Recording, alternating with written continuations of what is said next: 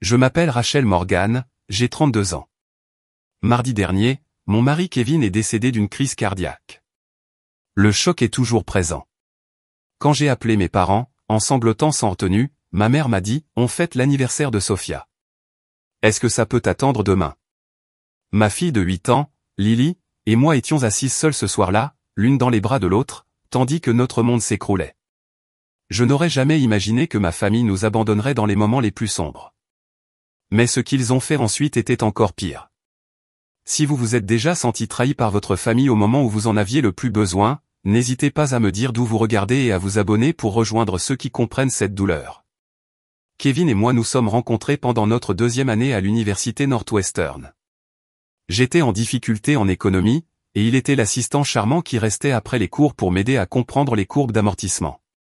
Sa patience a été la première chose dont j'ai été séduit, suivi rapidement par son rire contagieux et la façon dont ses yeux se plissaient lorsqu'il souriait.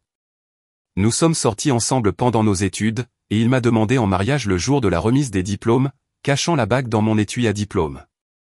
Nous nous sommes mariés jeunes, à 23 ans, ignorant les avertissements de nos amis qui nous conseillaient de vivre pleinement avant de nous ranger. Mais Kevin était ma vie. C'était la personne avec qui je voulais tout vivre. Après avoir obtenu son MBA, Kevin a décroché un poste dans un prestigieux cabinet de conseil financier à Chicago.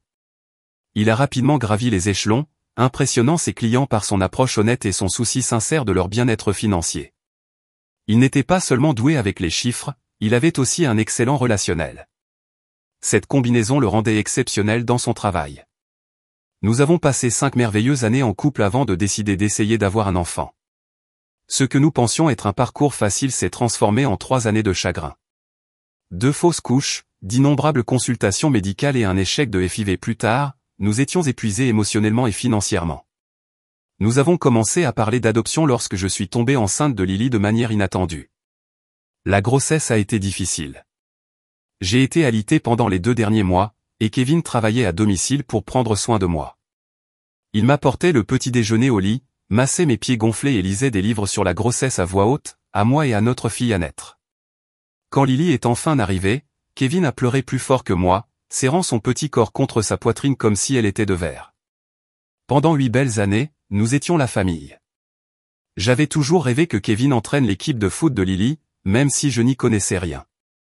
Il apprenait à ses côtés, en regardant des tutoriels YouTube le soir après qu'elle soit couchée. Il ne manquait jamais un événement scolaire ni un rendez-vous chez le médecin. Son agenda était rempli de rappels concernant les activités de Lily, classés par couleur et par ordre d'importance. Il y avait des signes avant-coureurs concernant sa santé que nous avons tous deux ignorés. Des douleurs thoraciques occasionnelles qu'il attribuait au stress. Un essoufflement qu'il attribuait à une mauvaise condition physique. Le médecin a déclaré que sa tension artérielle légèrement élevée était normale pour un homme approchant la quarantaine et exerçant un métier stressant. Prenez de l'aspirine, faites plus d'exercice, réduisez votre consommation de sodium. Des conseils classiques que nous avons pris trop à la légère. Le matin où cela s'est produit a commencé comme tous les autres mardis. Kevin a préparé des crêpes en forme de dinosaure pendant que je préparais le déjeuner de Lily. Il nous a embrassés tous les deux, a promis de rentrer tôt pour l'exposition artistique de Lily et est parti travailler. Ses derniers mots furent « N'oublie pas de prendre plus de sirop d'érable. » Du vrai, pas ce sirop de maïs à la con. Une dernière conversation bien banale. À 10h47, mon téléphone a sonné. C'était Amanda, l'assistante de Kevin. Sa voix tremblait tellement que j'avais du mal à la comprendre. Rachel, Kevin s'est effondré lors d'une réunion avec un client. L'ambulance est là. Il l'emmène au Northwestern Memorial. Je me souviens avoir laissé tomber ma tasse à café. Le bruit de la céramique se brisant sur le carrelage semble résonner dans ma mémoire. J'ai appelé notre voisine Hélène pour qu'elle vienne chercher Lily à l'école, puis j'ai roulé jusqu'à l'hôpital, dépassant toutes les limitations de vitesse. J'ai prié tout le long du trajet, marchandant avec Dieu dans des murmures désespérés, mais il était trop tard. Kevin a été déclaré mort à 11h23, quelques minutes avant mon arrivée. Une crise cardiaque massive, m'ont-ils dit. On n'aurait rien pu faire, m'ont-ils assuré, comme si cela avait arrangé les choses. Voir le corps de Kevin était surréaliste. Il semblait endormi, à l'exception de l'immobilité anormale de sa poitrine. Sa peau était encore chaude quand j'ai touché son visage. Je m'attendais à ce qu'il ouvre les yeux, qu'il sourie et qu'il me dise que tout cela était une terrible erreur. Les heures suivantes s'écoulèrent dans un tourbillon de paperasse et d'appels téléphoniques. Les pompes funèbres devaient prendre des décisions que je n'étais pas prête à prendre, crémation ou enterrement? Quel genre de cérémonie? Avait-il un costume préféré? Des questions auxquelles il me semblait impossible de répondre, alors que je n'avais qu'une envie, me glisser dans le lit de mon mari une dernière fois. Le plus dur a été de rentrer à la maison en sachant que je devais annoncer à Lily que son père ne reviendrait jamais. Comment expliquer la mort à une enfant de 8 ans? Comment lui annoncer que le papa qui avait préparé des pancakes dinosaures ce matin-là était parti pour toujours? Parler de son père à Lily a été le moment le plus difficile de ma vie. Lorsqu'elle est montée dans ma voiture après l'école, elle a immédiatement senti que quelque chose n'allait pas. Où est papa? Il a promis de venir à mon exposition ce soir, dit-elle, son sac à dos serré dans ses petites mains. Je me suis arrêté sur le bord de la route, incapable de me concentrer sur la conduite. Me tournant vers elle, j'ai pris ses mains dans les miennes. Lily, il s'est passé quelque chose de très triste aujourd'hui. Papa est tombé très malade au travail et son cœur a cessé de fonctionner. Son visage se crispa de confusion. Les médecins peuvent-ils guérir? L'espoir innocent dans sa question brisa quelque chose en moi. Non, ma chérie. Quand le cœur de quelqu'un s'arrête complètement, les médecins ne peuvent pas le réparer. Papa est mort aujourd'hui. Elle me fixa pendant ce qui me sembla une éternité. Ses yeux bleus, si semblables à ceux de Kevin, assimilaient cette information incompréhensible. Puis elle a demandé, est-ce que ça veut dire que papa ne rentrera jamais à la maison? Quand j'ai hoché la tête, incapable de parler à cause de mes larmes, elle a laissé échapper un gémissement qui ne semblait pas humain. C'était primitif, le son pur du chagrin d'un enfant. Elle se jeta dans mes bras, son petit corps secoué de sanglots. Je veux papa. S'il te plaît, je veux mon papa. Je ne pouvais rien faire d'autre que la tenir dans mes bras et pleurer avec elle, garée sur le bord de la route tandis que la vie continuait tout autour de nous, inconsciente de notre monde brisé. Ce soir-là, après avoir enfin réussi à endormir Lily dans mon lit, serrant le t-shirt sale de Kevin pour me réconforter, j'ai été frappé de plein fouet par la douleur de ma perte. Je me suis assise par terre dans la salle de bain, porte fermée pour que Lily n'entende pas, et je me suis effondré. La douleur physique du deuil était écrasante, comme un coup de poing répété dans la poitrine. Je ne pouvais plus respirer. Je ne pouvais plus penser. J'avais besoin de mes parents. Les mains tremblantes, j'ai appelé mes parents. Ils étaient mariés depuis 40 ans et avaient surmonté des épreuves ensemble. Ils sauraient sûrement quoi dire, comment m'aider à traverser cette épreuve. Ma mère a répondu à la 5e sonnerie, le son des rires et de la musique en fond sonore. Rachel, je peux te rappeler? On est en plein dîner d'anniversaire de Sophia. Maman, ai-je étranglé, à peine capable de former des mots à travers mes sanglots, Kevin est mort ce matin. Il a fait une crise cardiaque au travail. Il est parti. Il y eut un silence, et je l'entendis couvrir le téléphone et dire quelque chose à quelqu'un d'autre. Lorsqu'elle revint, sa voix était légèrement plus sombre, mais toujours distraite. Oh mon Dieu, c'est terrible. Tu es sûr? Il y a peut-être une erreur. J'ai vu son corps, maman. Il n'y a pas d'erreur. Le fait que j'ai dû convaincre ma propre mère que mon mari était réellement mort était comme un traumatisme supplémentaire en plus de tout le reste. Eh bien, c'est un choc, mais ma puce, on fête les 40 ans de Sophia. Tout le monde est là. On a les traiteurs. Tu peux venir ce soir, et on passera demain quand tout sera plus calme. Je n'en croyais pas mes oreilles. L'anniversaire de ma sœur avait pris le pas sur la mort de son gendre, sur le chagrin profond de sa fille et de sa petite-fille. Mon père a pris le téléphone. Alors, Rachel, c'est une terrible nouvelle. L'assurance vie de Kevin était-elle à jour? Tu devrais appeler la compagnie demain matin. Pas, j'arrive tout de suite, ni, que pouvons-nous faire pour vous aider, mais une question sur l'assurance vie alors que le corps de mon mari était encore froid. Je n'arrive pas à croire que tu répondes ainsi, dis-je d'une voix caverneuse. Mon mari vient de mourir. Lily a perdu son père. Et tu es à une fête, Rachel. Mon père m'a dit sur le ton condescendant qu'il avait utilisé toute mon enfance, Sophia prépare cet anniversaire important depuis des mois. Tout le monde a pris congé pour être là. On ne peut pas partir comme ça. Soyez raisonnable. Raisonnable? Comme si le deuil suivait les règles de la raison.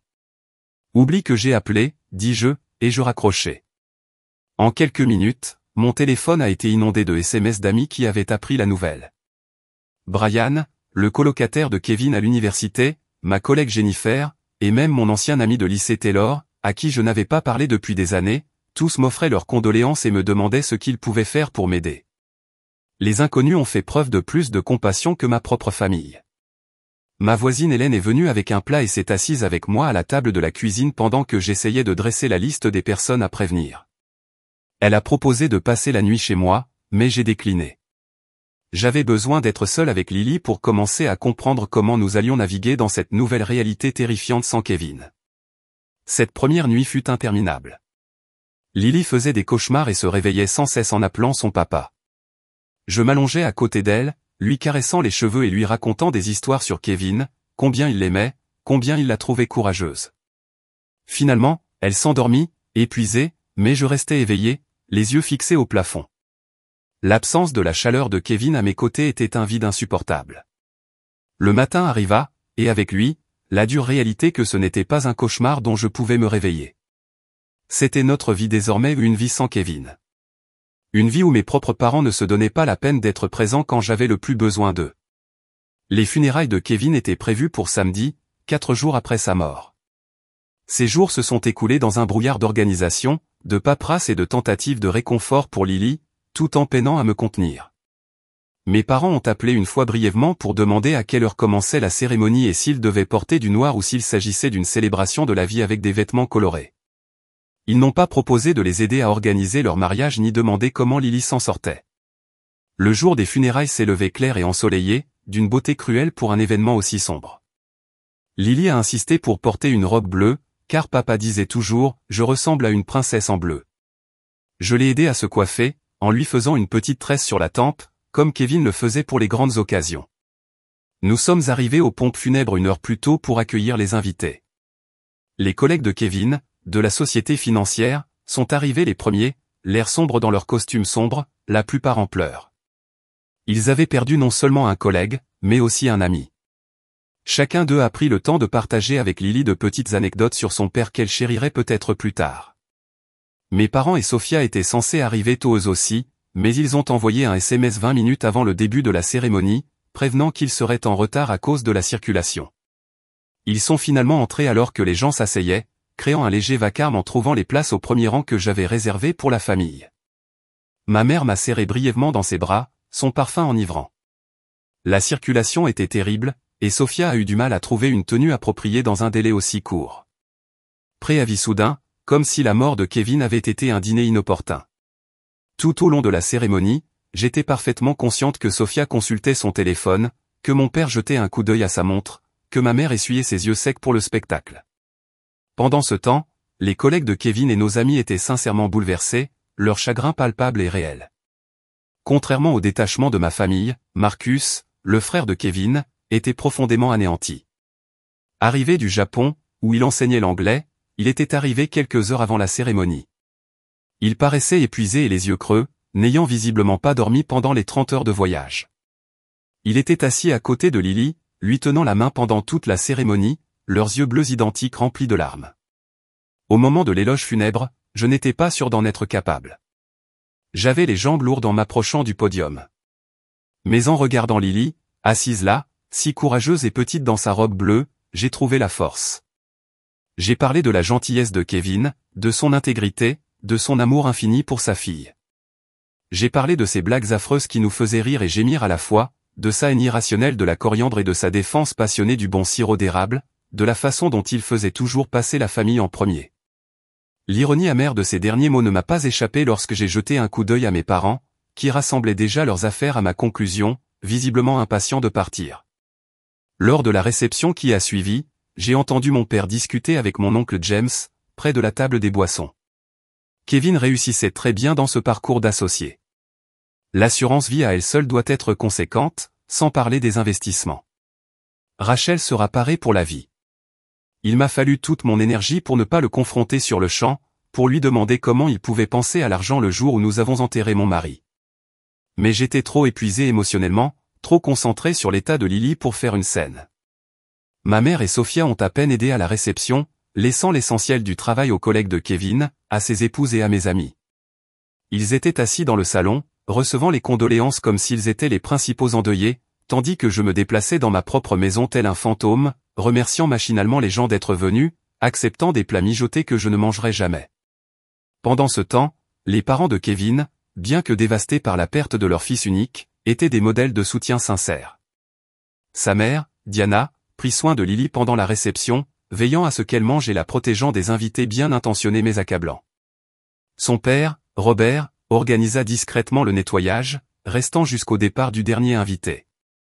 Le contraste entre la famille de Kevin et la mienne était saisissant et douloureux. En voyant mes beaux-parents se soutenir mutuellement dans leur deuil, tout en trouvant la force de nous soutenir, Lily et moi, j'ai ressenti l'absence de cet amour de la part de mes propres parents comme une blessure physique.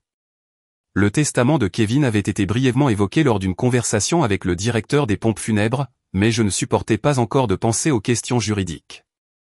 Thomas, un ami de Kevin à la faculté de droit qui s'était occupé de notre planification successorale, nous a gentiment suggéré d'attendre une semaine ou deux avant d'aborder les détails. Rien ne presse, m'a-t-il assuré. Tout est en ordre, et toi et Lily êtes bien pourvus. Kevin s'en est assuré. Alors que la maison se vidait enfin de ses invités, mes parents et Sophia ont rapidement trouvé des excuses pour partir avant la nuit. Ils sont partis avec de simples accolades et la promesse de revenir bientôt. Ils n'ont pas proposé de rester pour aider à nettoyer, n'ont pas demandé si Lily et moi souhaitions de la compagnie, n'ont pas précisé que ce serait notre première nuit après avoir officiellement dit au revoir à Kevin. Au lieu de cela, les parents de Marcus et Kevin sont restés. Diana a préparé la chambre d'amis pour les parents de Kevin et le canapé pour Marcus.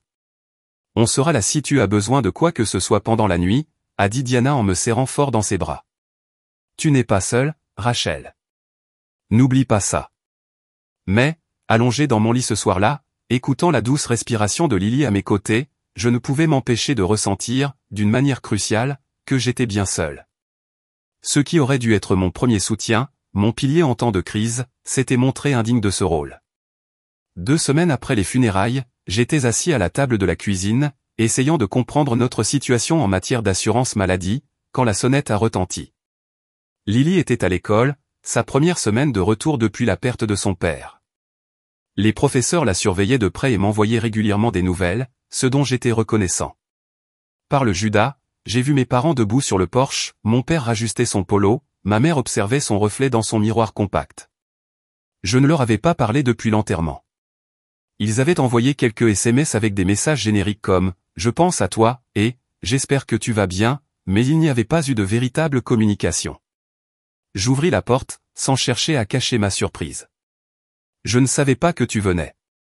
Nous avons pensé que nous pourrions passer voir comment vous et Lily allaient, » a dit ma mère en me dépassant pour entrer dans la maison. Est-elle à l'école?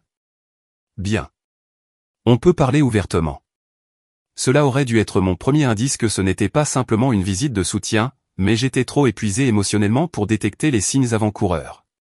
Ils se sont installés dans le salon pendant que je préparais le café, endossant automatiquement le rôle d'hôtesse, même s'ils auraient dû prendre soin de moi. Quand j'ai apporté les tasses, mon père examinait le nouveau système audio que Kevin avait installé juste un mois avant sa mort. Belle installation, a-t-il commenté en passant sa main le long des haut-parleurs. Kevin avait bon goût en matière d'électronique. Il l'a fait, ai-je acquiescé. Le passé composé me rongeait encore le cœur. Après quelques minutes de conversation gênante sur l'école de Lily et le club de jardinage de ma mère, mon père s'est éclairci la gorge comme il le faisait toujours avant de discuter de sujets sérieux. Rachel, nous voulions te parler de ta situation, commença-t-il en posant précisément sa tasse de café sur un sous-verre. Ma situation? Ta situation financière, expliqua ma mère en échangeant un regard avec mon père. Maintenant que tu t'adaptes à la vie sans Kevin. Je les ai regardés fixement, sans comprendre au début où ils voulaient en venir. Je ne comprends pas bien ce que tu veux dire. Kevin nous a laissés avec une bonne situation financière. Oui. Eh bien, c'est de cela que nous voulions discuter, dit mon père en se penchant en avant. Ta mère et moi vieillissons. Notre fonds de retraite a été mis à mal par la dernière crise financière et, avec le coût actuel des soins de santé. L'implication est restée dans l'air pendant un moment avant que je ne comprenne. Tu me demandes de l'argent maintenant? Ma mère a eu la grâce de paraître légèrement gênée, mais mon père a continué. Nous avons pensé, compte tenu du poste de Kevin au sein de l'entreprise et de son assurance vie, que vous pourriez être en mesure d'aider votre famille. Après tout, nous sommes vos parents. L'audace de leur demande m'a laissé un instant sans voix. Mon mari n'était même pas encore mort, et ils étaient là, les mains tendues. À combien penses-tu? Demandai-je d'une voix neutre. Mon père, apparemment complètement déconnecté de mon ton, s'éclaira. Eh bien, on pensait que quelque chose de substantiel serait judicieux. Peut-être 50% du capital de l'assurance vie. Cela assurerait notre retraite et laisserait beaucoup d'argent pour toi et Lily. 50% du soutien de ma fille veuve pour assurer votre retraite. J'ai répété les mots lentement, en m'assurant de bien comprendre. La fille que tu n'as pas pris la peine de réconforter lorsque son mari est décédé parce que tu étais à une fête d'anniversaire. Ma mère tressaillit, mais mon père resta imperturbable. Allez, Rachel, pas besoin de te laisser emporter par tes émotions. C'est juste une question de planification financière pratique. Et nous sommes venus à l'enterrement. C'est vraiment généreux de votre part d'être venu à l'enterrement de mon mari.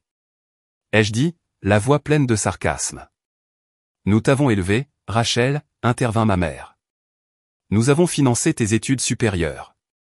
Nous avons contribué à la compte pour ta première maison. Je pense que nous méritons un peu de considération maintenant que tu as gagné de l'argent, Mon mari est mort. Je criais, toute la douleur et la rage des 2 dernières semaines débordant. Je n'ai pas gagné au loto. J'ai perdu l'amour de ma vie, le père de mon enfant, et vous traitez ça comme si j'avais gagné le jackpot. L'expression de mon père se durcit. Inutile de dramatiser. Kevin connaissait les risques liés à sa maladie cardiaque. Il aurait dû mieux prendre soin de lui. Et maintenant qu'il est parti, il est plus que pratique de discuter de la répartition de ses biens. La famille doit s'entraider. À cet instant, alors que mon père blâmait Kevin pour sa propre mort tout en essayant d'en tirer profit, quelque chose s'est brisé en moi. Le chagrin qui m'avait laissé passif et engourdi pendant 2 semaines s'est soudain cristallisé en une clarté d'une acuité extrême. Sors, dis-je doucement. Rachel, sois raisonnable, commença ma mère. Sors de chez moi, hurlai-je, la force de ma colère me propulsant physiquement sur mes pieds. Comment oses-tu venir ici pour demander l'argent de Kevin? Comment oses-tu le blâmer pour sa mort? Il valait 100 fois mieux que toi, et tu n'as même pas pris la peine de réconforter ta propre fille alors qu'elle était en train de s'effondrer. Mes parents ont semblé sincèrement choqués par mon éclat. Ils ne m'avaient jamais vu vraiment en colère auparavant, m'ayant élevé dans l'adaptation, l'évitement des conflits, la bonne fille, tandis que Sophia était exigeante. Nous demandons seulement ce qui est juste, dit mon père d'un ton raide en se levant. Nous sommes tes parents, Rachel. Nous méritons le respect. Le respect se mérite, répondis-je d'une voix tremblante. Et tu n'en as pas gagné. Maintenant, sors avant que Lily ne rentre et n'apprenne quel genre de personnes sont ses grands-parents. Ils partirent furieux, ma mère critiquant mon ingratitude et mon père murmurant qu'il fallait reconsidérer notre relation. Je fermai la porte derrière eux et m'effondrai par terre, tremblante de rage et de douleur. Plus tard dans l'après-midi, quand j'ai récupéré Lily à l'école, elle semblait plus renfermée que d'habitude dans la voiture. Elle a finalement pris la parole. Maman, pourquoi grand-mère et grand-père étaient-ils à la maison aujourd'hui? Mon cœur s'est serré. Les as-tu vus? Elle hocha la tête. Madame Wilson m'a laissé aller aux toilettes pendant le cours de maths et j'ai vu leur voiture depuis la fenêtre de l'école. Ont-ils apporté quelque chose pour nous? Cette question innocente m'a brisé le cœur à nouveau. Non, ma puce. Ils sont juste venus me parler de choses d'adultes. Ont-ils posé des questions sur l'argent de papa? Demanda-t-elle, me surprenant par sa perspicacité. Qu'est-ce qui te fait dire ça? Lily baissa les yeux sur ses mains. J'ai entendu grand-père à l'enterrement dire à oncle James que nous aurions beaucoup d'argent parce que papa était mort. Est-ce vrai? Le fait que ma fille de 8 ans ait entendu une telle conversation m'a rendu physiquement malade. Lily, ton père a veillé à ce qu'on prenne soin de nous. Oui. Mais l'argent ne compense pas son absence. Elle hocha la tête d'un air sage. Je donnerais tout l'argent du monde pour retrouver papa. Moi aussi, bébé, murmurai-je. Moi aussi. Ce soir-là, j'ai appelé Marcus, qui était rentré au Japon mais prévoyait de revenir pour un séjour prolongé pendant ses vacances d'été afin de nous aider à nous adapter. Je lui ai parlé de la visite de mes parents et de leur demande. Tu te moques de moi? Explosa-t-il. Ils veulent la moitié de l'assurance vie de Kevin. C'est dingue, Rachel. Je sais. Je n'arrive toujours pas à croire qu'ils aient vraiment demandé, mais j'ai peur qu'ils refusent. Mon père peut être très têtu quand il pense mériter quelque chose. Marcus resta silencieux un moment. Kevin m'a parlé de sa planification financière. Vous savez, il était très minutieux. Il voulait s'assurer que Lily serait prise en charge pendant ses études et au-delà si quelque chose lui arrivait. Il serait furieux que tes parents essaient de lui retirer cette sécurité. Je sais, dis-je doucement, la douleur familière de l'absence de Kevin s'intensifiant. Je crois que je dois parler à Thomas de la situation juridique, juste pour me préparer. C'est une bonne idée, acquiesça Marcus. Et Rachel, ne te laisse pas manipuler. Kevin vous a protégé, toi et Lily, pour une bonne raison. Le lendemain, j'ai rencontré Thomas à son bureau. Il s'est montré compréhensif, mais pas surpris par le comportement de mes parents. Malheureusement, je vois ce genre de choses plus souvent qu'on ne le pense, dit-il en examinant le testament et les documents d'assurance de Kevin. Mais je peux vous assurer que tout est en ordre. Kevin vous a désigné comme unique bénéficiaire de son assurance vie et de ses comptes de retraite. Vos parents n'ont absolument aucun droit sur tout cela. Pourrait-il contester le testament ? Demandai-je, inquiet. Thomas secoua la tête. Le testament est clair et dûment rédigé. Et même s'ils essayaient, ils n'auraient aucun fondement. Kevin était sain d'esprit, et les parents n'ont pas automatiquement le droit d'hériter de leurs enfants majeurs, surtout lorsqu'il y a un conjoint et un enfant. Cette assurance aurait dû me rassurer. Mais en quittant le bureau de Thomas, mon téléphone vibra, une avalanche de SMS de mes parents et, étonnamment, de Sophia, de mon père. Il faut qu'on discute de cette situation entre adultes. Appelle-moi, de la part de ma mère. Je t'ai élevé mieux que ça, Rachel. La famille passe avant tout, de la part de Sophia. Tu as toujours été égoïste, mais c'est bas, même pour toi. Maman et papa méritent mieux. L'hypocrisie de Sophia, qui avait à peine levé les yeux de son téléphone pendant les funérailles de Kevin, m'accusant d'égoïsme, était presque risible. Presque. Si ce n'était pas si douloureux. Ce soir-là, alors que Lily et moi dînions, mon père a appelé. Comme je ne répondais pas, il a laissé un message vocal exigeant une réunion de famille chez eux le dimanche après-midi. Cela nous concerne tous, Rachel. Sois là à 14h, amen Lily. J'ai posé le téléphone, l'appétit coupé. Impliquer Lily dans cette situation embarrassante était la dernière chose que je souhaitais, mais il était peut-être temps de tout mettre au clair pour rompre définitivement si nécessaire. Grâce aux assurances de Thomas sur les aspects juridiques, je me suis senti plus en confiance pour tenir ma position. C'était grand-père, demanda Lily en faisant circuler ses petits pois dans son assiette. Oui, j'ai admis. Il veut qu'on vienne dimanche. Lily resta silencieuse un moment, puis demanda, est-ce qu'on doit y aller ?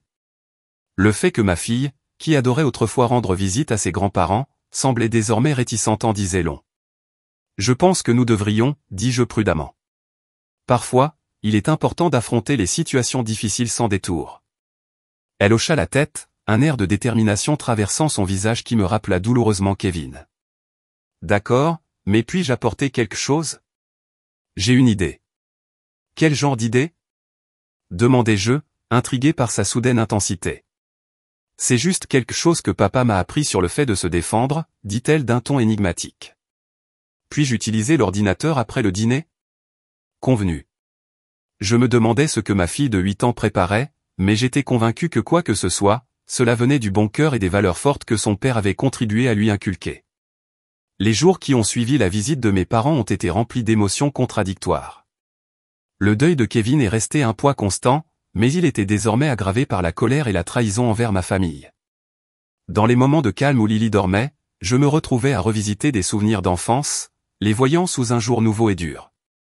Il y a eu le récital de danse où mes parents partaient tôt pour assister au match de softball de Sophia, mais jamais l'inverse. Le Noël où j'ai reçu des vêtements pratiques tandis que Sophia recevait les fournitures artistiques coûteuses que nous avions toutes les deux demandées. La façon dont mes résultats scolaires étaient attendus alors que les notes C de Sophia étaient célébrées comme si elle faisait de son mieux. De petites inégalités qui semblaient insignifiantes individuellement, mais qui formaient un modèle lorsqu'elles étaient considérées collectivement. J'ai appelé Amanda, l'assistante de Kevin qui était devenue une amie dans les semaines qui ont suivi sa mort. Est-ce que j'exagère ? Lui ai-je demandé après lui avoir expliqué la demande de mes parents. Est-ce normal de ressentir autant de colère, ou est-ce juste le chagrin qui aggrave les choses? Rachel, dit-elle fermement. Si mes parents m'avaient fait ça, ils seraient morts pour moi. Ce qu'ils ont fait est plus qu'inapproprié. C'est cruel.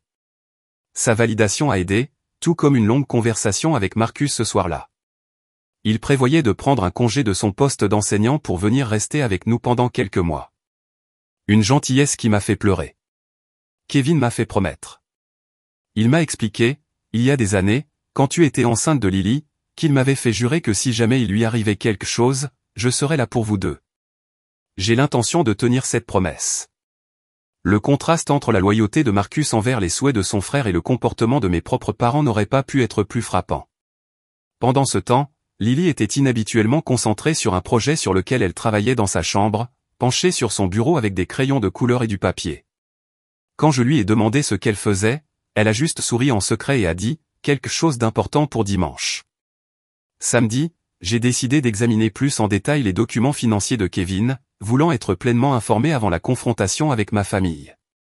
Kevin avait été méticuleux avec nos finances, gardant tout organisé dans un classeur de bureau à domicile. En parcourant les dossiers, j'ai trouvé une enveloppe scellée avec mon nom écrit de la main de Kevin. Les mains tremblantes, je l'ai ouvert et j'ai trouvé une lettre datée de seulement 3 mois plus tôt, à l'époque de son dernier examen médical. Ma très chère Rachel, tout a commencé. Si vous lisez ceci, cela signifie que les inquiétudes du médecin concernant mon cœur étaient plus graves que je ne le laissais entendre. Je ne voulais pas vous inquiéter, mais j'ai mis à jour notre testament et nos polices d'assurance, au cas où. Tout vous revient avec des provisions pour l'éducation et l'avenir de Lily. Utilisez-le bien, vivez pleinement et sachez que ma plus grande joie a été d'être votre mari et le père de Lily. J'ai fondu en larmes, à la fois dévasté qu'il m'ait caché ses inquiétudes concernant sa santé et profondément ému par sa prévoyance et ses soins. Kevin savait qu'il y avait un risque et s'y était préparé tout en essayant de m'épargner des soucis. C'était tout à fait lui, à la fois frustrant et affectueux. La lettre continuait avec des instructions précises sur les polices d'assurance et les placements, mais contenait aussi un paragraphe qui a retenu mon attention. J'ai créé un fonds distinct pour Lily, auquel elle ne pourra pas accéder avant ses 25 ans, sauf pour les frais d'études. C'est important, Rachel. Votre père m'a contacté à 2 reprises pour me proposer des opportunités d'investissement, des demandes d'argent à peine voilées. J'ai poliment décliné, mais il semblait penser que ma mort lui donnerait l'occasion d'accéder à des fonds par votre intermédiaire. Ne laissez pas cela se produire. Tes parents ont fait de mauvais choix financiers pendant des années, et même si je compatis, l'avenir de Lily ne peut pas être compromis pour les renflouer. La révélation que mon père avait déjà tenté d'extorquer de l'argent à Kevin de son vivant ajoutait une nouvelle dimension à ma trahison. Kevin m'avait protégé de cette révélation, probablement pour préserver ma relation avec mes parents. Même dans ce cas, il avait fait passer mes sentiments avant moi. Fort de ces nouvelles informations, j'ai rappelé Thomas pour vérifier que la fiducie mentionnée par Kevin était bien à l'abri de toute réclamation. Il m'a assuré qu'elle était à toute épreuve et m'a également suggéré d'apporter une copie de la lettre de Kevin à la réunion de famille. Ce n'est pas juridiquement nécessaire, a-t-il expliqué. Mais il pourrait être utile de documenter les souhaits explicites de Kevin s'il tente de vous faire pression sur le plan émotionnel. Le dimanche matin arriva avec un sentiment de confrontation imminente. Lily était inhabituellement silencieuse pendant que nous nous habillions, mais ses petites épaules dégageaient une détermination qui me rappelait Kevin avant une réunion importante avec un client. « Tu es sûr de vouloir venir ?» lui ai-je demandé une dernière fois alors que nous nous préparions à partir. « Tu pourrais plutôt rester avec Hélène ?» Elle secoua fermement la tête. « J'ai besoin d'être là, maman, pour papa. » Sur le chemin du retour chez mes parents, Lily serrait une enveloppe en papier craft contre sa poitrine, refusant toujours de me dire exactement ce qu'elle contenait. « C'est un message de moi et de papa », fut tout ce qu'elle répondit. Alors que nous entrions dans l'allée de la maison de banlieue où j'avais grandi, j'ai remarqué plusieurs voitures que j'ai reconnues comme appartenant à mes tantes et oncles. Mes parents avaient apparemment invité un public, pensant peut-être que je serais moins enclin à refuser devant ma famille élargie. « Prête ?» demandai-je à Lily, la main sur le contact.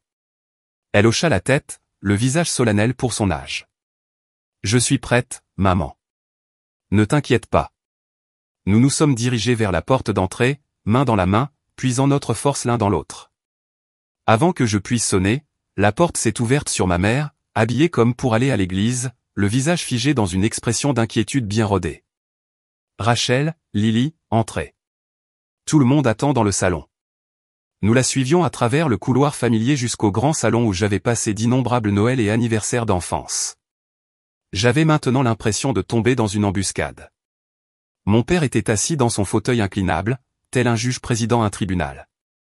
Sophia était perchée sur la coudoir du canapé, feuilletant les informations de son téléphone. Autour de la pièce étaient assis ma tante Rita, mon oncle James et le frère de mon père, Terry, avec sa femme Barbara. « Merci d'être venu », dit mon père d'un ton solennel, comme s'il s'agissait d'une réunion d'affaires plutôt que d'une réunion de famille. Nous avons des sujets importants à discuter. Je suis resté debout, gardant Lily près de moi. Avant de commencer, je tiens à préciser que tout ce que vous avez à dire, vous pouvez le dire devant Lily. Elle a le droit de savoir ce qui se passe dans sa famille. Ma mère fronça les sourcils. Rachel, ce n'est pas vraiment une conversation appropriée pour un enfant. Si ce n'est pas convenable qu'elle entende, ce n'est pas convenable que tu le demandes, ai-je répondu d'un ton neutre. Cela concerne aussi son avenir. Mon père s'éclaircit la gorge. D'accord. Allons droit au but. Ta mère et moi avons discuté de la situation financière de la famille. Comme tu le sais, nous t'avons beaucoup aidé tout au long de ta vie, des frais de scolarité à la compte pour ta première maison. Je ravalai ma réplique, ils avaient payé mes études moitié moins cher que les études d'art de Sophia, qu'elle n'avait jamais terminées. Ce n'était pas le moment de se lamenter. Nous pensons, a-t-il poursuivi, qu'étant donné l'importante manne que vous avez reçue suite au décès de Kevin, il est tout à fait juste que vous aidiez la famille en retour. Nous proposons une distribution qui garantirait notre retraite et apporterait également une aide à Sophia, qui, comme vous le savez, a connu des difficultés financières en tant qu'artiste. Sophia leva les yeux de son téléphone assez longtemps pour m'adresser un sourire suffisant, comme si la mort de mon mari était une sorte d'équilibre cosmique entre nous. J'ai préparé un plan détaillé de ce que nous considérons comme une répartition équitable, dit mon père en me tendant un document imprimé. Comme tu le verras, nous suggérons que 50% du produit de l'assurance vie soit versé à ta mère et à moi, et 15% supplémentaires à Sophia. J'ai scanné le document, qui détaillait non seulement les pourcentages, mais aussi les montants réels. Ils avaient d'une manière ou d'une autre découvert la valeur exacte de la police d'assurance vie de Kevin, probablement grâce à mon oncle James, qui travaillait dans le secteur des assurances. Vous voulez 65% de l'argent destiné à assurer l'avenir de ma fille après la perte de son père, ai-je répondu sèchement. L'argent que Kevin a gagné et qui nous est destiné. La famille prend soin de la famille, Rachel, intervint ma mère. Ton père et moi vieillissons. Nos frais médicaux augmentent, et tu dois penser à la situation dans son ensemble. La situation dans son ensemble, répétai-je, comme le fait que tu n'aies pas osé quitter la fête d'anniversaire de Sophia après la mort de mon mari. Cette situation dans son ensemble. Un silence gênant s'abattit sur la pièce. Ma tante Rita s'agita sur son siège, l'air gêné. Au moins quelqu'un avait-il eu la décence de reconnaître à quel point tout cela était inapproprié. Rachel, dit mon père d'un ton condescendant, nous nous excusons pour ce malheureux timing. Mais il faut que tu comprennes que nous avions des invités venus d'ailleurs. Nous ne pouvions pas partir comme ça. En fait, tu aurais pu, ai-je répondu. Tu as choisi de ne pas le faire. Ce n'est pas productif, coupa Sophia. Le problème, c'est que tu es soudain riche alors que nous autres sommes en difficulté.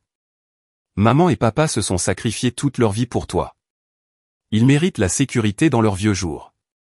Et la sécurité de Lily, demandai-je, la voix plus forte malgré mes efforts pour rester calme. Tu crois que le ciel est mort pour que tu puisses t'acheter une nouvelle voiture ou partir en croisière? Cet argent est destiné à l'avenir de sa fille. Mon père se leva, le visage rouge. Écoute-moi bien. Nous sommes tes parents. Nous t'avons élevé, nourri, habillé. Tu nous dois respect et considération. Du respect, ai-je ri amèrement. Vous n'avez pas montré, ni à Lily, la moindre once de respect ni d'intérêt sincère depuis la mort de Kevin. Tout ce qui vous importe, c'est ce que vous pouvez obtenir de nous. Ce n'est pas vrai, protesta faiblement ma mère. On tient à toi, Rachel. On essaie juste d'être pragmatique. Ce serait plus pratique de demander à votre petite fille comment elle vit la perte de son père. Ce serait plus pratique de lui proposer de l'aider pour les repas, les tâches ménagères ou un soutien émotionnel. Pas ce comportement de vautour. Le silence retomba dans la pièce. Mon oncle Terry fixait le sol d'un air gêné, tandis que sa femme Barbara fusillait mon père du regard, visiblement aussi consternée que moi. Dans ce silence tendu, Lily s'avança soudainement, serrant toujours son enveloppe. « J'ai quelque chose à dire », annonça-t-elle d'une voix claire et forte qui surprit tout le monde. Ma mère tenta un sourire condescendant.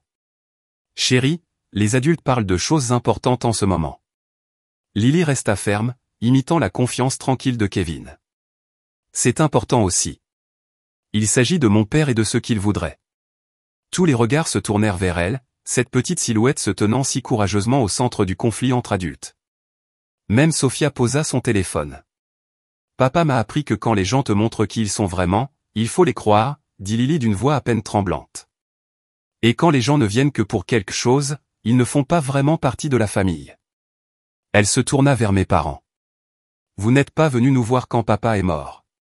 Vous n'avez pas aidé maman quand elle pleurait tous les soirs. Vous ne m'avez pas demandé si j'allais bien ou si j'avais besoin de quelque chose. Vous n'étiez venus que pour de l'argent. » La vérité crue, sortie de la bouche d'un enfant de 8 ans, semblait avoir un effet différent de celui que j'avais eu lorsque j'avais dit des choses similaires. Le visage calme et posé de ma mère se crispa légèrement, tandis que mon père semblait sans voix. Lily ouvrit son enveloppe et en sortit une feuille de papier. « J'ai fait quelque chose pour toi parce que je sais que c'est pour ça que tu es vraiment venu nous voir. » Elle s'approcha et tendit le papier à mon père. C'était un dessin d'enfant, mais en le regardant par-dessus son épaule, je vis qu'il ressemblait à une facture. En haut, de l'écriture soignée de Lily, on pouvait lire « Facture pour un amour et un soutien sincère ». En dessous, on pouvait lire « Être là quand papa est mort, $0 non versé. Aider maman quand elle était triste, $0 non versé. Me serrer dans mes bras quand j'ai pleuré pour papa, $0 non versé. Être de vrais grands-parents, ça n'a pas de prix, mais ça ne paye pas. » En bas, on trouvait un total de 0. « C'est pour ça que tu es venu, non? Pour l'argent. C'est ce que tu as gagné. » Le silence régnait dans la pièce. Les mains de mon père tremblaient en tenant le journal. Ma mère s'est mise à pleurer, honte ou manipulation et je n'en savais rien. Sophia fixait Lily d'un air choqué, comme si elle voyait sa nièce pour la première fois. « Je crois qu'on en a fini, » dis-je doucement en prenant la main de Lily. « Ne nous recontactez plus, sauf pour t'excuser et faire preuve d'un réel changement. Lily mérite de meilleurs grands-parents que toi, et je mérite de meilleurs parents. » En sortant, laissant derrière moi ma famille stupéfaite, j'ai ressenti un étrange mélange de tristesse et de libération. Nous avions perdu plus que Kevin. Nous avions perdu l'illusion d'une famille élargie qui nous soutenait. Mais cette perte apportait aussi la lucidité et la liberté de reconstruire nos vies sans obligations toxiques. Dans la voiture, j'ai serré Lily fort dans mes bras. C'était incroyablement courageux. Je suis si fier de toi. Elle m'a serré dans ses bras en retour. Papa a toujours dit qu'il fallait défendre ce qui est juste, même quand c'est difficile. Est-ce que j'avais raison, maman? Oui, ma puce, lui ai-je assuré, les larmes aux yeux. Tu avais absolument raison. Le trajet jusqu'à la maison de mes parents avait été tendu, Lily, inhabituellement silencieuse à mes côtés, serrant fermement cette enveloppe dans ses petites mains. J'étais tellement concentré sur la préparation de la confrontation avec mes parents que je n'avais pas prêté suffisamment attention à ce que ma fille préparait. Maintenant, alors que nous nous éloignions de la maison où j'ai grandi, j'éprouvais à la fois de la fierté pour son courage et de la tristesse qu'elle ait dû grandir si vite. « Lily, comment as-tu eu cette idée pour la facture ?» ai-je demandé en rentrant à la maison. Elle regarda par la fenêtre un instant avant de répondre. Papa et moi regardions un film un jour où quelqu'un donnait une facture à une personne méchante. Papa disait que parfois, les gens ont besoin de voir sur papier ce qu'ils valent vraiment. Sa voix se brisa légèrement. Je pense que grand-père et grand-mère avaient besoin de voir qu'ils ne nous ont pas beaucoup valu ces derniers temps. La sagesse de ces paroles, faisant écho aux valeurs de Kevin, m'a fait verser de nouvelles larmes. Ton papa serait si fier de toi aujourd'hui, lui dis-je en tendant la main pour lui serrer la sienne. Moi aussi. Mon téléphone s'est mis à vibrer sans arrêt, inondé d'appels et de SMS de ma famille, mais je les ai tous ignorés. Ce n'était pas une négociation. C'était une frontière fermement établie. Quelles que soient les conséquences de cette confrontation, il faudrait attendre que Lily et moi ayons assimilé ce qui s'était passé. À notre retour, Marcus nous attendait sur notre Porsche. Il était arrivé tôt du Japon, voulant nous faire une surprise, et Hélène lui avait donné le double des clés pour qu'il puisse attendre à l'intérieur. Le voir ressembler autant à Kevin dans ses gestes et son sourire était à la fois douloureux et réconfortant. « Comment ça s'est passé ?» demanda-t-il en nous serrant tous les deux dans ses bras. « Tante Lily était incroyable », déclara Lily avant que je puisse répondre. Elle se leva et fit comprendre à grand-père qu'il était méchant avec l'argent de papa. Marcus haussa un sourcil. « Tante Lily ?» J'ai souri malgré tout. Apparemment, j'ai été promu de maman à tante Lily grâce à mes points de bravoure. Au cours du dîner, nous avons raconté à Marcus tout ce qui s'était passé chez mes parents. Son expression s'est assombrie lorsque j'ai décrit le plan de distribution de mon père, mais il a esquissé un sourire fier lorsque Lily a expliqué son idée de facture. « C'est du pur Kevin », dit-il en ébouriffant les cheveux de Lily. Une résolution de problème créative avec juste ce qu'il faut de culpabilité bien méritée. Cette nuit-là, après que Lily soit allée se coucher, Marcus et moi nous sommes assis dans la cuisine en buvant du thé et en discutant des prochaines étapes. Ils réessayeront, m'a-t-il prévenu. Les gens comme tes parents n'abandonnent pas facilement quand il s'agit d'argent. J'ai hoché la tête en pensant à l'obstination de mon père tout au long de mon enfance. Je sais, mais je ne vais pas céder. Pas seulement parce que c'est mal, mais parce que cela trahirait les souhaits explicites de Kevin. As-tu réfléchi à ce que cela implique pour ta relation avec eux à l'avenir ? Demanda doucement Marcus. C'était une question que j'évitais depuis la confrontation. Je ne sais pas, ai-je admis. Une partie de moi voudrait les couper complètement. Ils ont montré leur vrai visage, mais une autre partie de moi se demande si c'est juste envers Lily. Ce sont ses seuls grands-parents de mon côté. Mieux vaut avoir de mauvais grands-parents que pas de grands-parents, rétorqua Marcus. Les parents de Kevin adorent Lily, et ils sont vraiment là pour elle. La qualité prime sur la quantité, non ? Il avait raison. Diana et Robert avaient appelé Lily tous les 2 jours depuis la mort de Kevin, lui avaient envoyé des colis et prévoyaient une visite prolongée. Eux aussi étaient en deuil, mais ils accordaient la priorité aux besoins de leur petite fille. Le lendemain matin, mon téléphone affichait 8 appels manqués de ma mère, 3 de mon père et 1 de Sophia. Il y avait aussi de nombreux SMS, allant d'accusations furieuses à des excuses larmoyantes qui ressemblaient plus à de la manipulation qu'à un véritable remords. J'ai décidé de répondre à un seul message de ma mère. Il faut qu'on parle de ce qui s'est passé. Ma réponse fut simple. Il n'y a rien à dire tant que tu n'auras pas reconnu le mal que tu as causé et montré un réel changement. Lily et moi avons besoin de temps et d'espace. J'ai ensuite bloqué leur numéro, une mesure temporaire pour nous donner un peu de répit. J'ai également envoyé un courriel à Thomas pour l'informer de ce qui s'était passé et lui ai demandé d'être attentif à toute manœuvre juridique de mes parents, bien qu'il m'ait assuré qu'ils n'avaient aucun fondement pour leur réclamation. Au cours des jours suivants, mes parents ont tenté diverses approches pour rétablir le contact. Ils m'ont envoyé des fleurs accompagnées de cartes d'excuses évoquant vaguement des malentendus familiaux. Ils ont tenté de me joindre par l'intermédiaire d'amis communs. Mon père s'est même présenté à mon travail, mais la sécurité l'a refoulé lorsque j'ai refusé de le voir. Étonnamment, c'est ma tante Barbara, la femme de mon oncle Tereri, qui m'a apporté un soutien inattendu. Elle m'a appelé de son téléphone personnel, que je n'avais pas bloqué, pour me demander si nous pouvions prendre un café ensemble. Méfiante mais curieuse, j'ai accepté.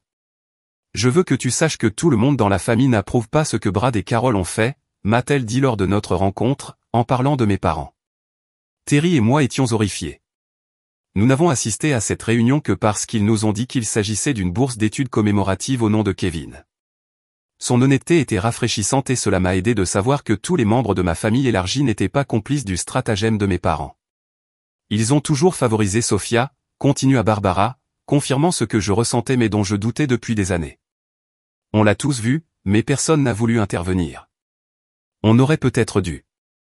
Une semaine après la confrontation, une lettre officielle de mon père est arrivée, rédigée sur son papier à en-tête, comme pour donner du poids à ses propos. Elle stipulait qu'à moins que je ne parvienne à un arrangement financier raisonnable avec eux, ils seraient contraints de reconsidérer entièrement notre relation avec toi et Lily. C'était censé être menaçant, je suppose, cette idée qu'ils nous couperaient les vivres. Au lieu de cela, j'ai eu l'impression qu'ils nous autorisaient à aller de l'avant sans le poids des relations toxiques.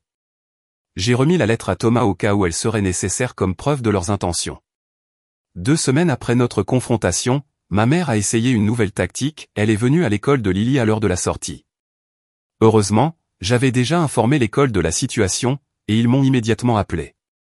À mon arrivée, la directrice avait poliment mais fermement demandé à ma mère de partir, lui rappelant que seules les personnes autorisées pouvaient interagir avec les élèves.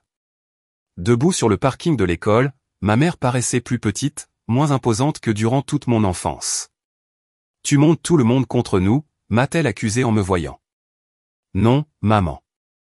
C'est ce que tu fais », répondis-je d'un ton neutre. « S'il te plaît, ne reviens plus à l'école de Lily. Si tu veux reconstruire une relation avec nous, il faut commencer par respecter nos limites. Nous sommes tes parents, protesta-t-elle, les larmes aux yeux. Tu ne peux pas nous rayer de ta vie comme ça. Je ne te mets pas à l'écart, ai-je précisé. Je te demande simplement de prendre du recul et de reconsidérer la place que tu veux occuper dans nos vies. Veux-tu être les grands-parents qui soutiennent et aiment Lily inconditionnellement, ou ceux qui ont vu la mort de son père comme une opportunité financière? À toi de choisir, mais dans les deux cas, il y a des conséquences. Elle n'avait pas de réponse à cela, et nous nous sommes séparés sans résolution. Ce fut le dernier contact direct que j'ai eu avec mes parents pendant près de 2 mois.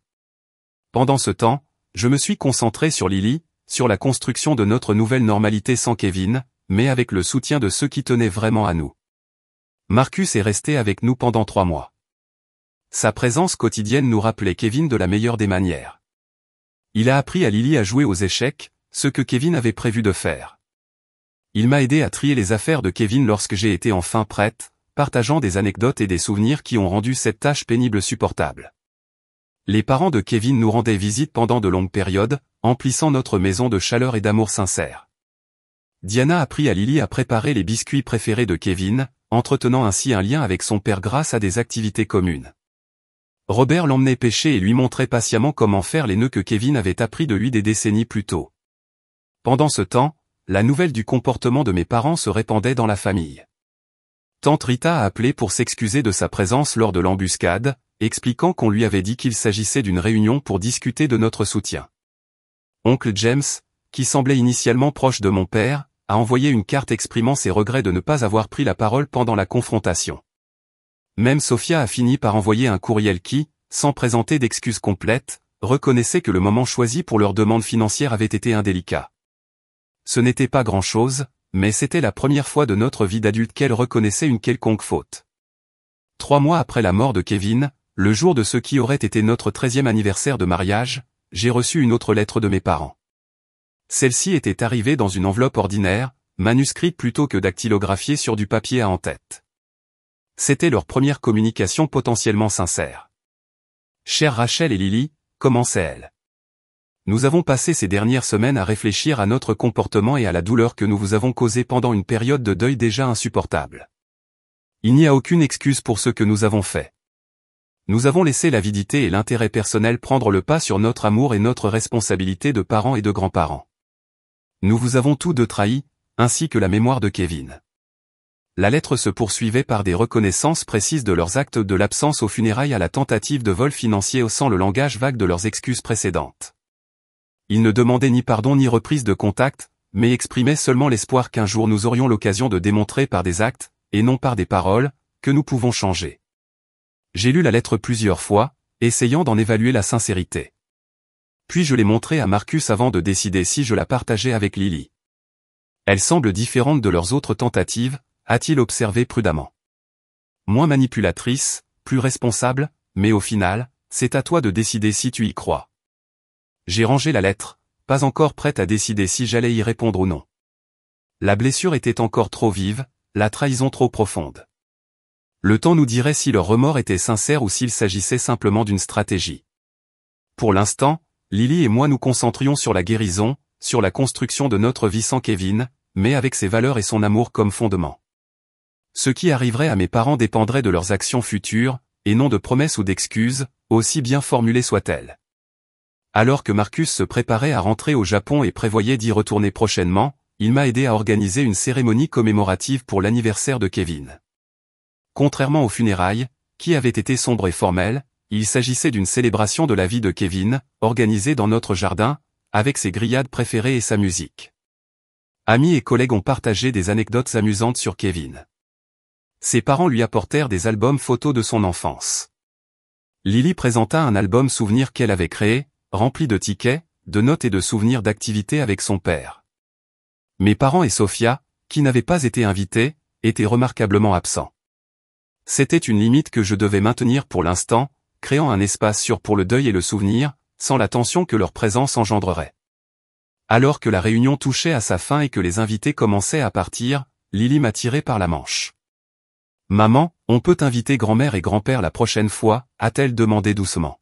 « Quels grands-parents, ma puce ?» ai-je demandé, même si je savais de qui elle parlait. « Les parents de maman » a-t-elle précisé. « Ceux qui ont demandé de l'argent. Je pense que papa voudrait qu'on leur donne une autre chance s'ils sont vraiment désolés. » Sa compassion, si semblable à celle de Kevin, m'a fait monter les larmes aux yeux. « On verra bien, lui ai-je promis. S'ils nous montrent qu'ils ont vraiment changé, peut-être la prochaine fois. » Ce n'était pas exactement du pardon, pas encore, mais c'était une ouverture, la possibilité que l'avenir inclue une forme de réconciliation. Pour l'instant, c'était suffisant. La confrontation autour de l'enveloppe a marqué un tournant dans nos vies. Immédiatement après, la division au sein de ma famille élargie était profonde et douloureuse. Certains membres de ma famille se rangeaient fermement du côté de mes parents, me considérant comme la fille ingrate qui refusait d'aider la famille. D'autres reconnaissaient le caractère inapproprié des exigences de mes parents et leur offraient un soutien discret. Ma tante Barbara est devenue une alliée inattendue, appelant régulièrement pour prendre de nos nouvelles, Lily et moi, et nous donnant occasionnellement des nouvelles de la famille sans pression ni jugement. Oncle Terry, bien que moins démonstratif, a manifesté son soutien en envoyant à Lily des livres et des kits scientifiques, se souvenant de ses centres d'intérêt comme mes parents l'avaient rarement fait. La réaction la plus surprenante est venue de ma cousine Jennifer, la fille de Sophia, qui avait une vingtaine d'années. Elle m'a contacté par courriel environ un mois après la confrontation. « J'ai toujours vu à quel point grand-mère et grand-père te traitaient différemment de maman », a-t-elle écrit. Ce qu'ils ont fait après la mort de Kevin était inexcusable. Et je veux que tu saches que tout le monde dans la famille ne pense pas que tu aies tort de rester sur tes positions. Son message était plus lourd de sens qu'elle ne pouvait l'imaginer. Une confirmation inattendue m'a confirmé que je n'étais ni fou ni égoïste de protéger l'avenir de Lily. La première réaction de mes parents après cette coupure a été une campagne de manipulation. Ils ont fait appel à des membres de leur famille pour plaider leur cause, envoyer des courriels culpabilisants et même tenter d'utiliser l'école de Lily comme point de contact. Devant l'échec de ces efforts, ils ont opté pour des menaces plus directes, suggérant qu'ils pourraient contester le testament, malgré l'absence de fondement juridique. Thomas, l'avocat ami de Kevin, a répondu à ces menaces par une lettre juridique ferme soulignant le caractère infondé de toute réclamation potentielle et les conséquences possibles du harcèlement. Après cela, la pression directe s'est atténuée, même si les répercussions émotionnelles ont persisté.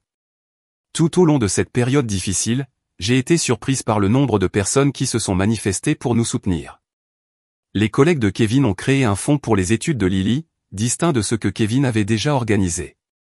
Ma voisine Hélène, enseignante à la retraite, a aidé Lily à faire ses devoirs lorsque le chagrin lui causait des difficultés de concentration. Même mon supérieur du cabinet d'architecture où je travaillais comme responsable de bureau a fait preuve d'une compassion inattendue, m'accordant des horaires flexibles pour suivre une thérapie de deuil avec Lily.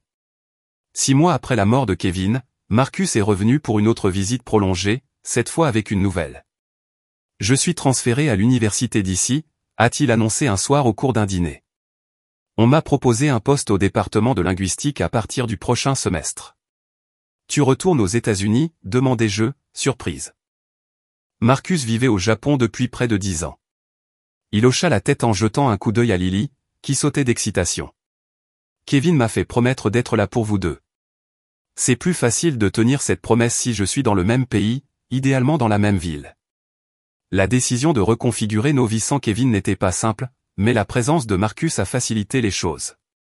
Il n'a pas cherché à remplacer son frère, mais sa présence a perpétué le souvenir de Kevin pour Lily de 1001 manières. Du même sens de l'humour décalé aux mêmes manières qui m'ont parfois prise au dépourvu. Le jour du 9e anniversaire de Lily, 4 mois après la confrontation avec mes parents, j'ai reçu une autre lettre de leur part. Celle-ci contenait un modeste cadeau pour Lily, un livre d'astronomie qui correspondait parfaitement à ses centres d'intérêt, suggérant un niveau de réflexion qui manquait au précédent cadeau de Princesse Rose qu'elle n'avait jamais apprécié. La lettre reconnaissait le mal qu'ils avaient causé et ne demandait ni argent ni pardon, mais simplement la possibilité de voir Lily le jour de son anniversaire, ne serait-ce que pour 15 minutes dans un lieu public de son choix, en sa présence permanente.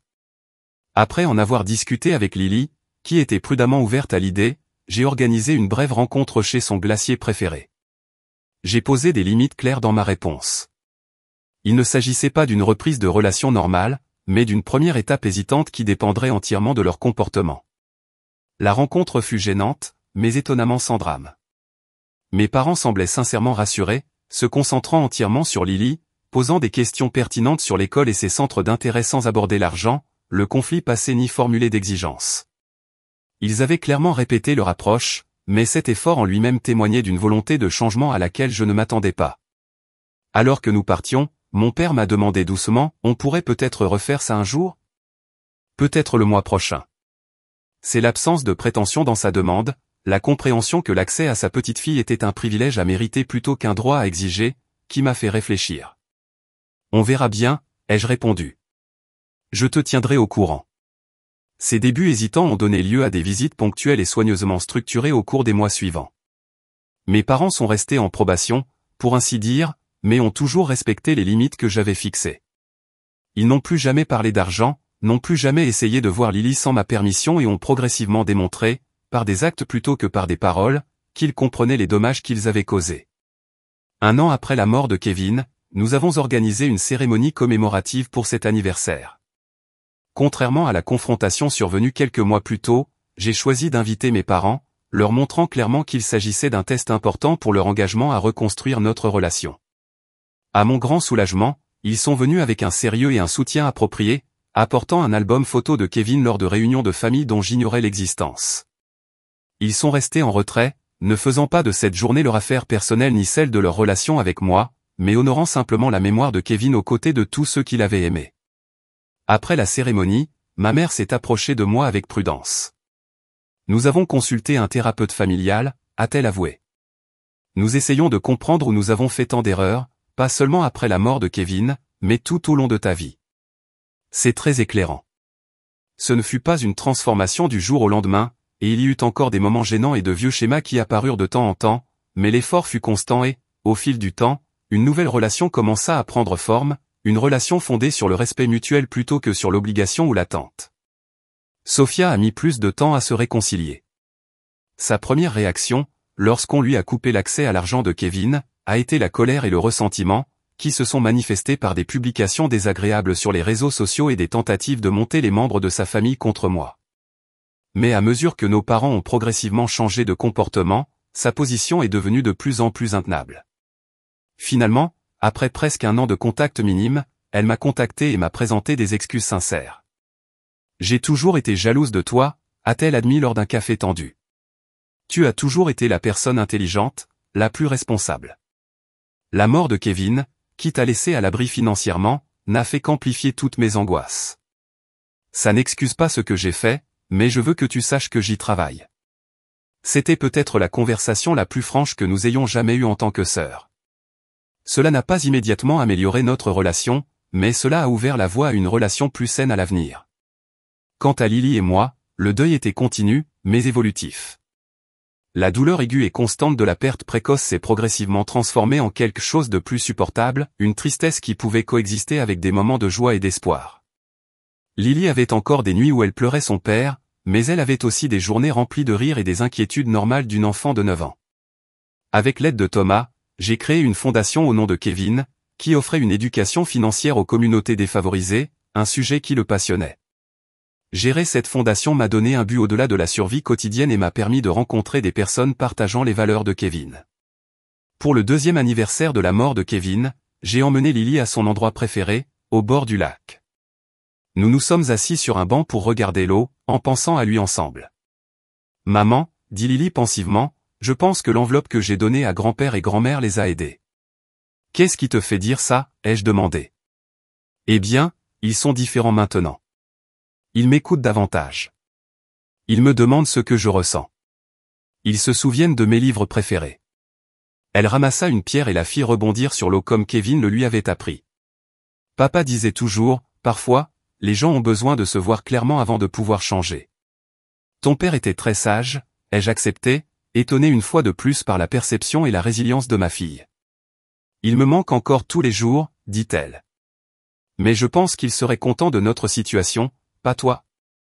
Je l'ai entouré de mon bras, cet enfant remarquable qui portait en elle une grande partie de son père. Oui, bébé. Je pense qu'il serait très fier de nous deux. En vérité, la perte de Kevin avait révélé précisément qui, dans nos vies, faisait vraiment partie de notre famille et qui n'en faisait pas partie. Certaines relations avaient été irrémédiablement endommagées, tandis que d'autres s'étaient approfondies d'une manière inattendue. De nouveaux liens s'étaient tissés, créant un système de soutien fondé sur l'entraide sincère plutôt que sur l'obligation. Mes parents étaient désormais des figures prudentes dans nos vies, s'efforçant de regagner la confiance, une interaction respectueuse à la fois. Marcus était devenu une présence constante et aimante, un oncle qui prenait son rôle au sérieux. Les parents de Kevin restaient des grands-parents dévoués. Leur amour pour Lily était le prolongement direct de leur amour pour leur fils. Et Lily et moi étions ensemble, liés non seulement par le chagrin mais aussi par notre expérience commune de défense de nous-mêmes et de découverte de notre propre force dans le processus. L'héritage tant convoité par mes parents est resté intact, à l'exception des frais de subsistance et des études de Lily. La sécurité matérielle que Kevin nous offrait était précieuse, mais son véritable héritage résidait dans les valeurs qu'il nous a inculquées, le courage qu'il nous a inspiré et l'amour qui a continué à guider nos choix. Alors que nous revenions du lac ce jour-là, Lily a glissé sa main dans la mienne. Je pense que la meilleure façon de se souvenir de papa, c'est d'être gentil mais fort comme lui, a-t-elle déclaré. D'aider les gens sans se laisser abuser. C'est tout à fait ça, ai-je acquiescé en lui serrant la main. C'est comme ça que nous lui rendons hommage chaque jour. Le chemin du deuil n'est pas linéaire, et guérir ne signifie pas oublier. Il y a encore des jours où l'absence de Kevin me fait l'effet d'une blessure physique, où je tends les bras vers lui dans mon sommeil ou commence à lui dire quelque chose avant de me rendre compte qu'il n'est plus là. Mais ces moments ne définissent plus nos vies. Au contraire, nous avons appris à le porter avec nous dans nos choix, nos limites et l'amour que nous continuons à partager.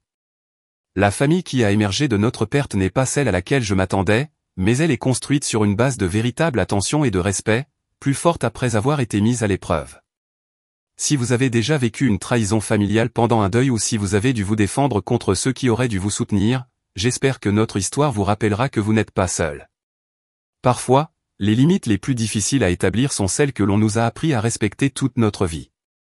Mais se protéger et protéger ceux qui dépendent de nous n'est pas égoïste. C'est nécessaire. N'hésitez pas à partager vos expériences dans les commentaires si vous le souhaitez. Aimez et abonnez-vous si cette histoire vous a interpellé, et n'oubliez pas que la famille se définit par l'amour et le respect, pas seulement par le sang. Merci d'avoir écouté notre voyage et je vous souhaite la force d'honorer votre propre valeur dans toutes vos relations.